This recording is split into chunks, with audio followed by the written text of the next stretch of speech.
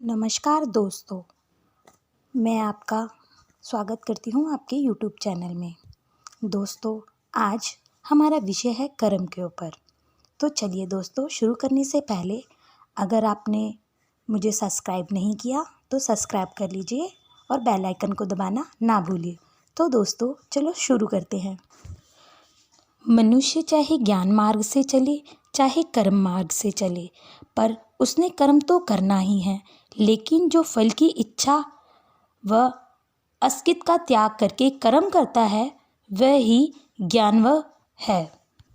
इसीलिए मनुष्य, तू फल की इच्छा का त्याग करके कर्म कर, क्योंकि बिना कर्म करे तो किसी जीवन का निवारण नहीं हो सकता।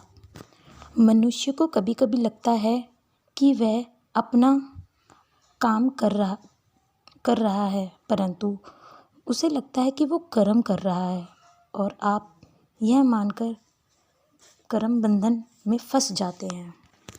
मनुष्य को चाहिए कि वह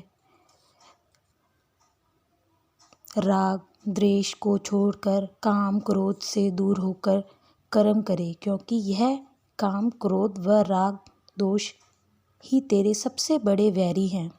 यही है तेरे पतन का कारण बन सकते हैं। इसीलिए अपनी इंद्रियों की अधीन होकर अपने कर्तव्य कर्म से गिर जाता है। इसीलिए मन को अपने वश में करो और पाप के मूल्य कारण काम क्रोध लोभ मोह अहंकार को मार दें। ऐसे व्यक्ति कर्मों को करता हुआ भी सब कर्मों के फल से मुक्त हो जाता है। अपने मन को वश में करके और फल की इच्छा व आस्तिक का त्याग करके कर्म कर, और अपने आप को कर्म का कर्ता ना मानकर, क्योंकि गुण ही गुणों में वर्त रहते हैं। कर्म तो तुझे प्राकृतिक के अधीन होकर करने पड़ेंगे। दोस्तों, ऐसे कर्म बंधन में मनुष्य को बांधेगा और यह कर्म ही कहलाएंगे।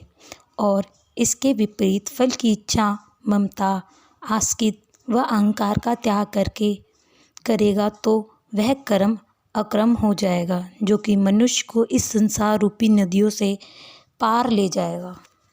भगवान कहते हैं कि मेरी शरण होकर समस्त में स्थित होकर लाभ हानि अपमान से ऊपर उठकर कर्म करने से कोई पाप नहीं लगता। इसीलिए समस्त में स्थित होकर कर्म करना ही कर्म से छूटने का सबसे उत्तम उपाय है। मनुष्य कर्मों का भोक्ता इसलिए बनता है क्योंकि उसमें कर्म करने का कर्तापन रहता है, और कोई ना कोई लाभ व मान सम्मान या धन आदि का उद्देश्य रखकर कर्म करता है। इसीलिए वह पाप पुण्य का भागीदार बनता है। तो दोस्तों, भगवान जी कहते हैं, कई जन्म गए यूं ही बीत, तेरे मन में जागी ना प्रीत। जरा ध्यान तो कर ले मानव, कई जन्म गए यूं ही बीत। भगवान कहते हैं, जब साधक परमात्मा की तरफ लगता है तो धीरे धीरे कर्म फल की इच्छा को त्याग कर परहित यानी कि दूसरों की भलाई के लिए कार्य होने लगते हैं। जब वह परहित भगवान का उदय हो जाता है तो सारे संसार धीरे धीरे उपराम हो जाते हैं, और इसीलिए उसके कर्म दिव्य हो जाते हैं। ऐसे मनुष्य कर्म के बंधन नहीं बल्कि भवसागर से पार हो जाते हैं। भगवान कहते हैं, मेरे भक्त जन्म मरण के चक्कर से पार होकर मुक्त हो जाते हैं और परम शांति को प्राप्त होते हैं।